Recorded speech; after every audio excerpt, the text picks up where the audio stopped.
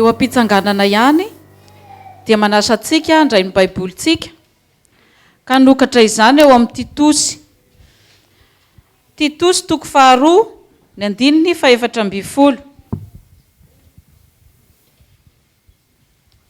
Titosy toko 2 ito zany dia aramaky ny teny zany tsika amin'ny anaran'i Jesosy. Izay nanolotra ny tenany amonjy atsika mba hanavotany atsika ho afaka amin'ny ota rehetra sy hanadiovany izay olona ho ao amin'ny tenany sady mazoto indrindra amin'ny asa tsara izany.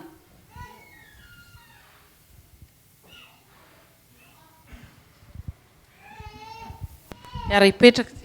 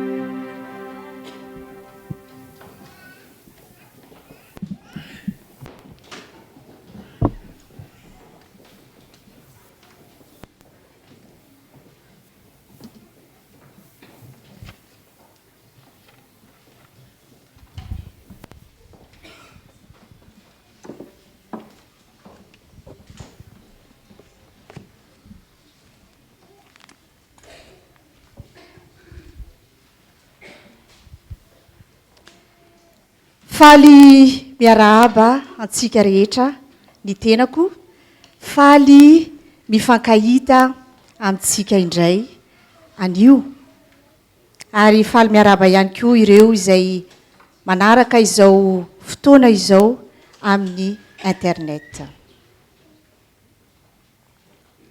Misaotra ny antoko-pihira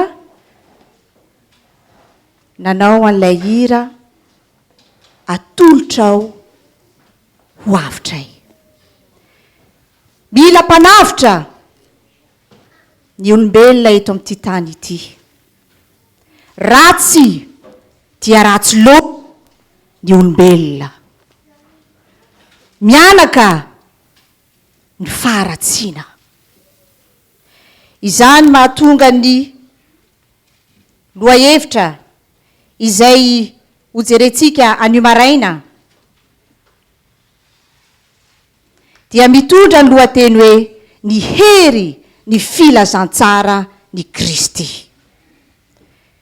Tsy maintsy toriana amin'ity tany izay feno faharatsiana ity, izany vaovao mafaly ao amin'ny Jesosy Kristy, satria izy irery ihany no afaka manafaka atsika amin'ny faharatsiana. Izy irery ihany no afaka manafaka atsika amin'ny fahotana.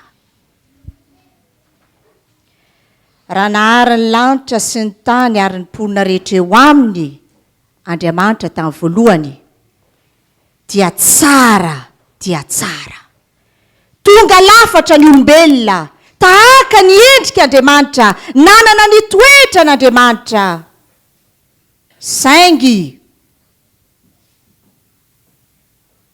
rehefa tafalatsaka tao amin'ny fahalavona, rehefa tafalatsaka tao amin'ny fiainona ny tenin'ny Satana Adama sy Eva,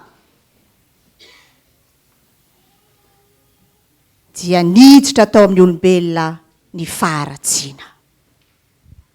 Mandainga, mangalatra, mieboebo, mialina, tsy tena, mpanenjika.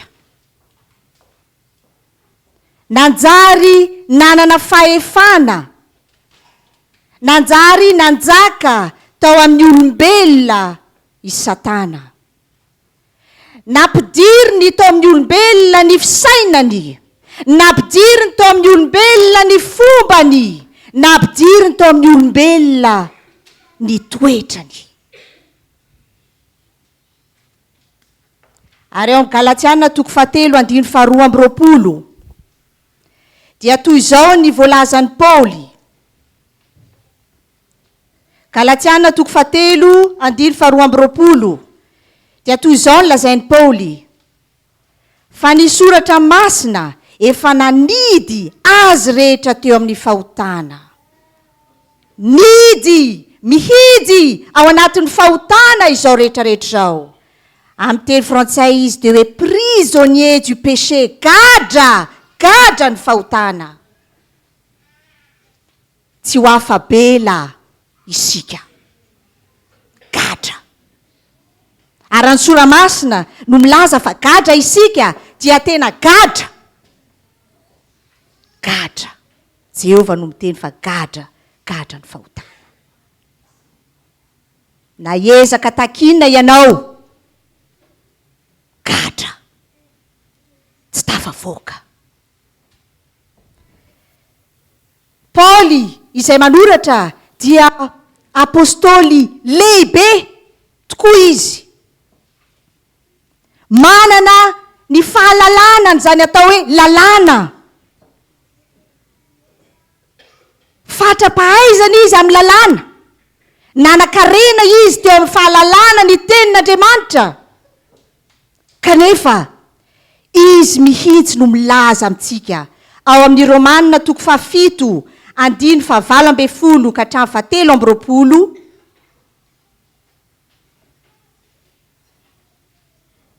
Romanina 7:9-17 dia hoy izy: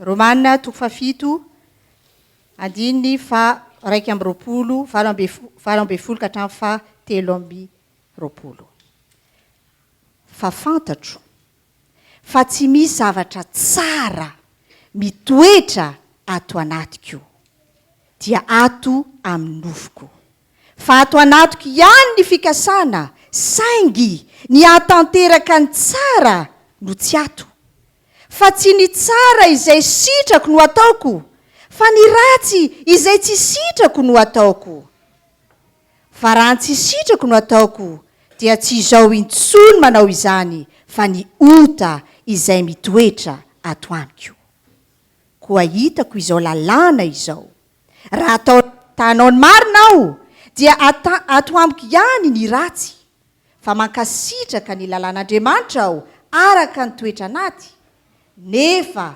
mahita lalàna hafa amin'ny momba ny tenako aho miady amin'ny lalàny saiko ka mamabo ahy ho an'ny lalàny ota izay ao amin'ny momba ny tenako.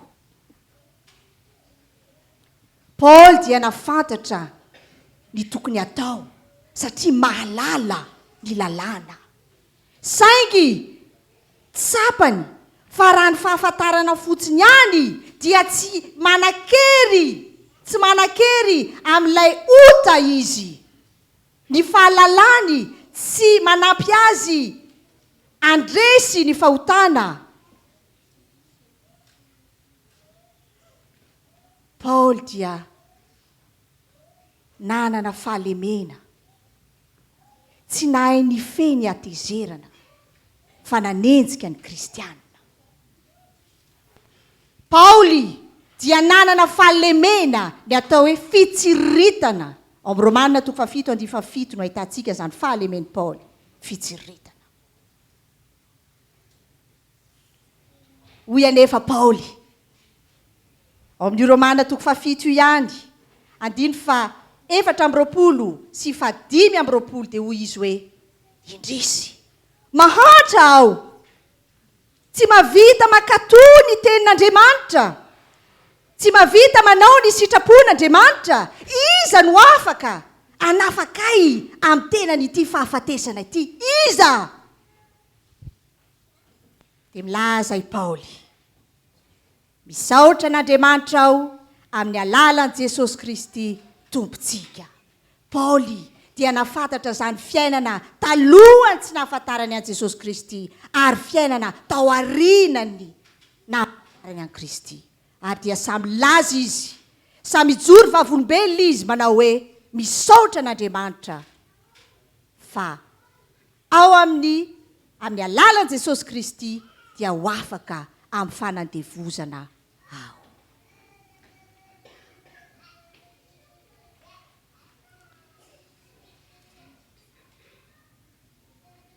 Tsy magaga izany satria rehefa tonga ny anjely ilaza amin'ny Maria kasika ilay vaovao mafaly ao Matthieu 1:1-20 dia hoy ny anjely.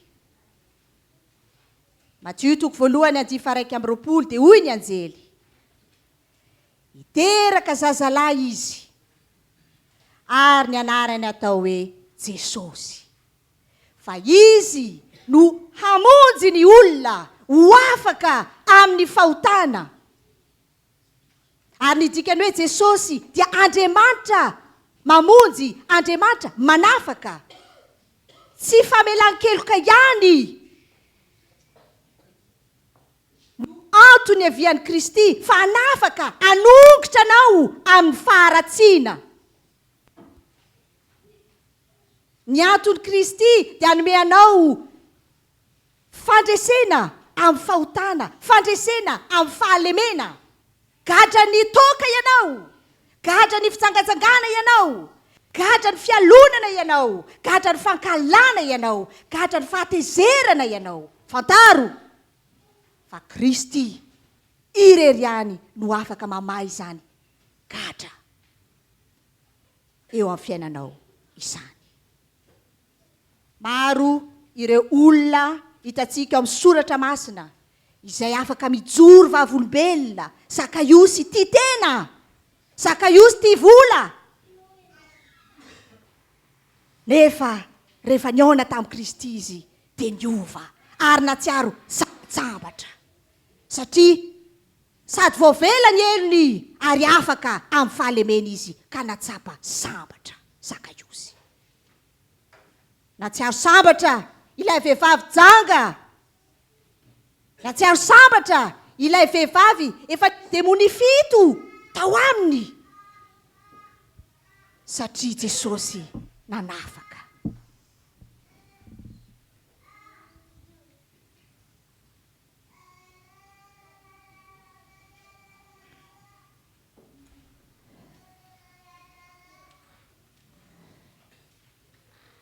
Amin'ny fomba ahoana manafany Kristy anao amin'izany gadra izany? Kristy dia Andriamanitra nidina tetỳ an-tany, naka ny endrika olombelona izy, ary Kristy dia tsy mba nanota. Noho izany izay rehetra mino azy, mandray azy ao amin'ny fiainany, ao amin'ny fony, dia ho marina satria Kristy ao aminy. Kristy izay inony ao aminy dia ho marina eo anatrehan'Andriamanitra.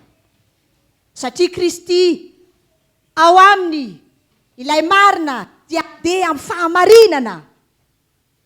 Satria Kristy ilay masina no ao amintsika, dia sady masina no miaina zany fiainana feno fahamasinana. Kristy no hanome atsika ny hery rehetra. Kristy no hanome atsika ny hery rehetra ahafahantsika miaina tahaka azy. Izy irery ihany no manana fahefana araka ny voalaza amin'ny Romanina 9:1 ka hatramin'ny 4. Romanina 9:1 ka hatramin'ny 4. Paoly no manoratra izany. Ary amin'izany dia tsy misy fanameloana ho an'izay ao amin'ny Kristy Jesosy, fa ao amin'ny Kristy Jesosy ny lalàny fanainy aina no na afakay tamin'ny lalàny fahotana sy ny fahafatesana. Rehefa nandray an Jesosy Kristy, Paoly dia natsapa fa tsy nanan-kery intsony ilay lalàny niota, tsy nanan-kery intsony tao aminy, fa ny lalàny fanainaina no naafaka azy. Dia tsy inona izany fa rehefa nandray Kristy Paoly dia nandray ny fanahy masina. Ny fanahy masina no manana fahefana amin'ny faharatsiana. Ny fanahy masina no manana fahefana amin'ilay natioratsika izay tsy mety raha tsy manota, ilay natiora mpanota, mba ananatsika ny natiora n'Andriamanitra. Ny fanahy masina tsy hitondra atsika mihitsy hanota, fanahy masina tsy hitondra atsika mihitsy any amin'ny fahalavona, fa ny fanahy masina dia hisintona atsika hiala amin'izany.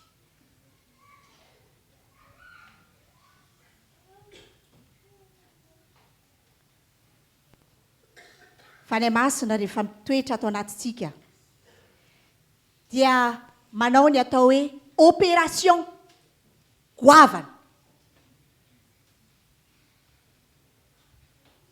Anao fitsaboana goavana. Ny fitsaboana izay ho ataon'ny fanahy masina dia tsy aiza fa ao amin'ny fo. Ao ny fototry ny faharatsiana rehetra. Inona ity opération goavana izay ataon'ny fanahy masina? Hebreo 10:9. Hebreo 10:9.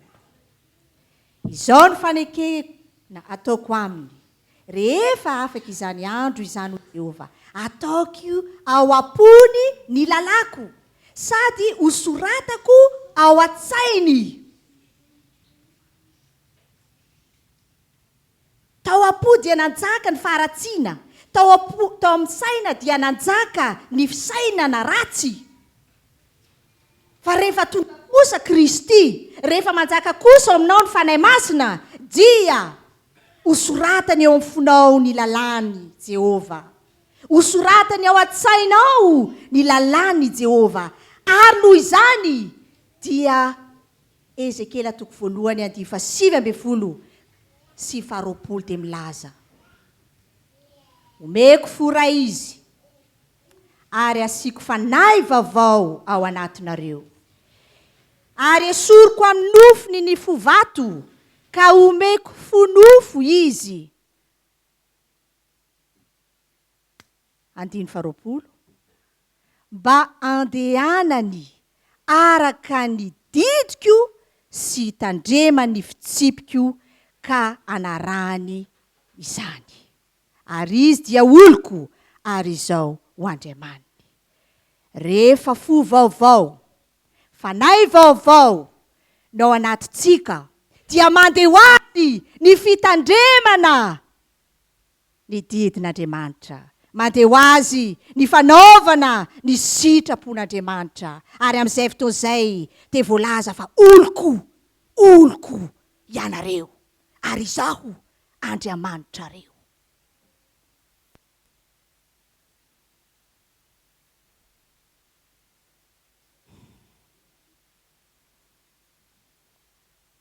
Fanontaniana ngezabe mipetraka. Nahoana ary? Mino an Jesosy Kristy, manaiky an Jesosy Kristy ho tompo sy mpamonjy, nefa tsy hita eo amin'ny fiainan'ilay mpino ny fandresena ny amin'ny fahotana. Inona ny antony? Anankitelo ny antony lehibe. Ndray mandeha amin'ity voalohany ity zany dia ndray mandeha ny antony voalohany, ndray mandeha dia nanao fandinihana ny mpandinika. Nandinika olona izay ao am-pigadrana. Olona izay ao am-pigadrana. Dia ataontsika hoe ao an-tany mora. Dia izy roa nidinihana dia samy mpangalatra, ary izay ny mahatonga azy gadra tao an-tany mora.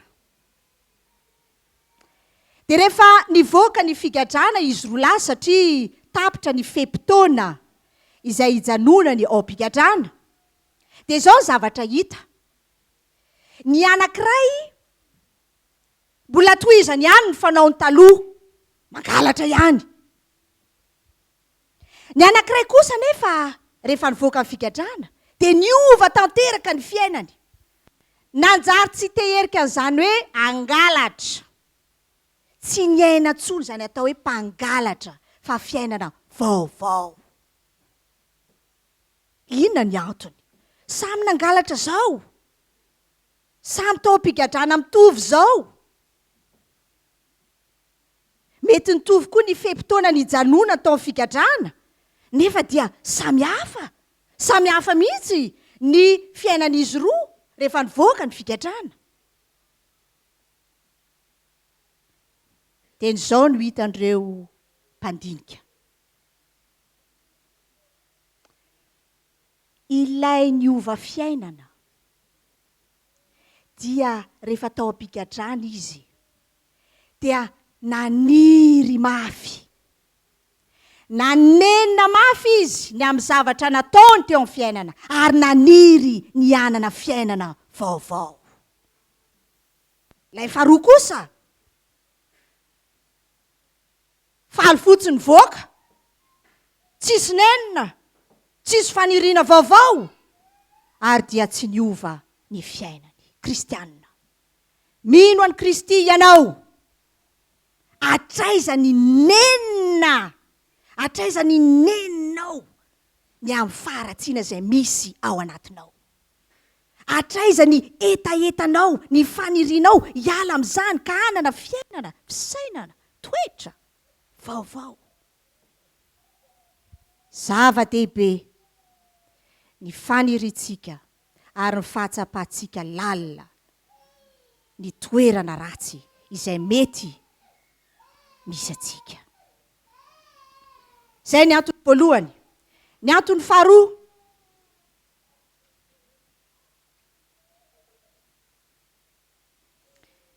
Jaona 9:12. Jaona 9:12. Ary Jesosy niteny tamin'ny olona indray ka nanao hoe, izao ny fahazavana izao tontolo izao, izay manaraka ahy tsy mba handeha amin'ny maizina fa anana ny fahazavanaina. Kristy zany dia milaza fa izy fahazavana, ka izay rehetra manaraka azy tsy mba ao amin'ny aizina, tsy mba miosina ao miota, fa ao mazava. Fa maninona? Misy manaraka azy ihany nefa mbola ao anatin'ny aizina. Zao no antony. Kristy ilay mazava. Hoaritsika amin'ny jiro. Jiro. Eto misy jiro be.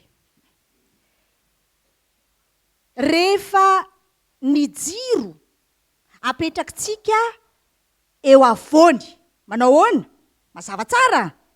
Sady zany mazava tsara daholo. Apetrao eny anjoron-trano ane ilay jiro e. Apetrao eny anjoron-trano ane, eny amin'le coin kely eny, ny labozy na koa ny ampoule. Azava tsara ve ilay trano? Maizimaizina.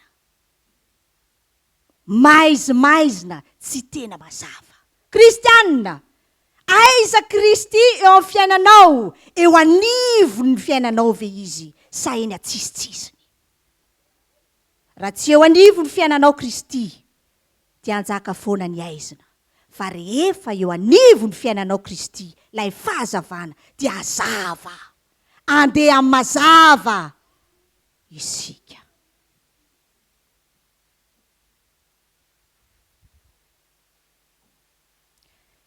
Manjaka ve Kristy ao amin'ny fiainanao?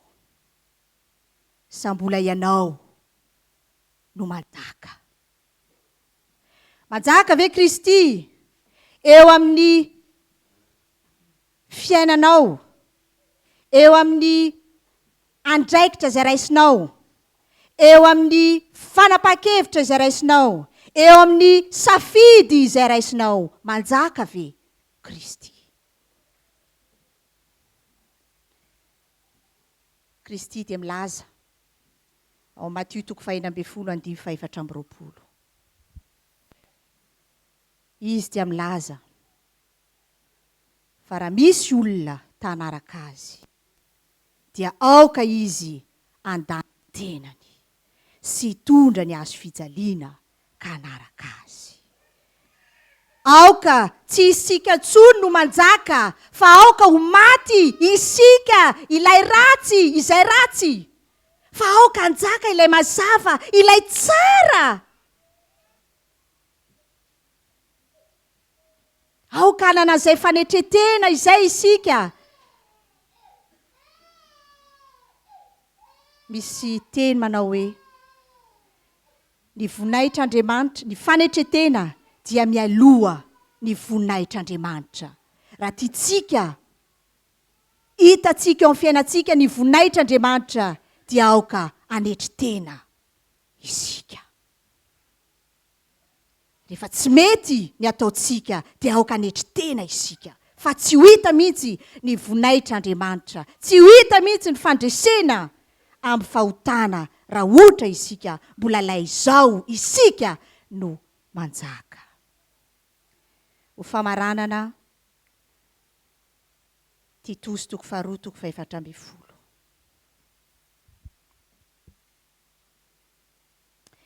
Titosy toko faharoa andiny fa efatra amby folo.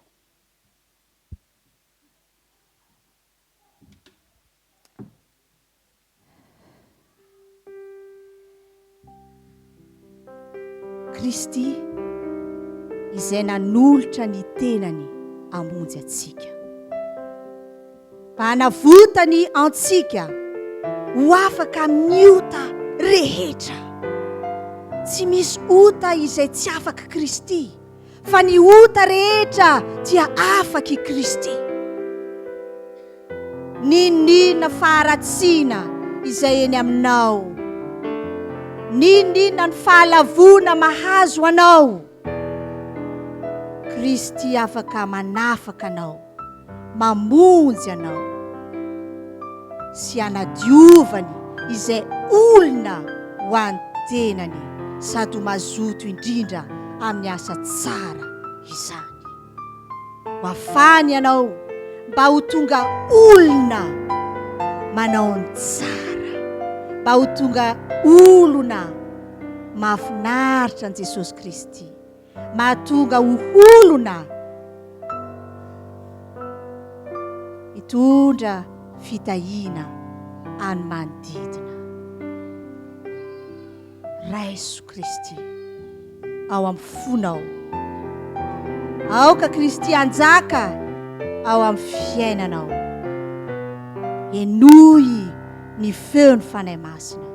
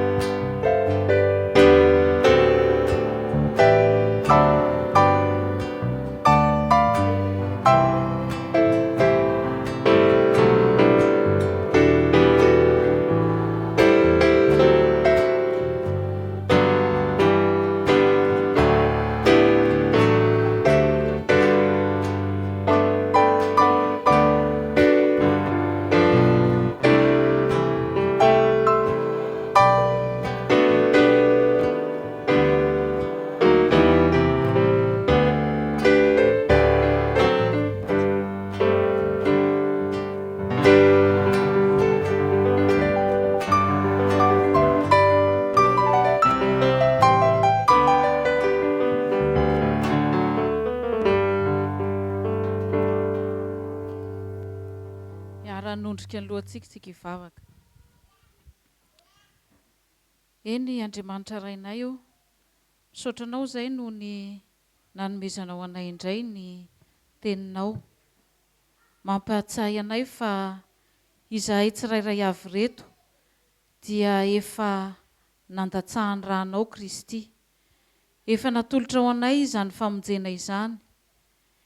Eny raha eo, engana izahay mba ho mpanompo mahay mandray izany famonjena avy aminao izany. Mba hahaizanay manetry ny tenanay, hamirapirata ny voninahitrao, ary izay tsirairay avy reto mba homendrika izany famonjena izany, ka ny fiainanay ene dia mba hitondra fahazavana ho taratra ho amin'ireo rehetra izay manodidina anay. Raha isaraka eto izay amin'izao maraina izao, dia mbola mangataka ny fitantananao anay, ianao nomba ny tsirairay avy, ary hita koa ny sakafo izay fampizaranay ara-nofo rehefa avy eo. Misaotra ray eo. Amen. Ko Andriamanitra ray eo, ity tenao ity no tianay mba ho tanteraka eo amin'ny fiainanay. Ary Andriamanitra ny fiadanana anie, ahamasina anareo samy ho tanteraka. Ka aoka ho arovana avokoa ny fanahinareo sy ny ainareo ary ny tenanareo ho tanteraka ka tsy hanatsiny amin'ny fiaviany Jesosy Kristy Tompontsika. Mahatoky izay miantso anareo, sady izy ihany no hanefa izany. Amen.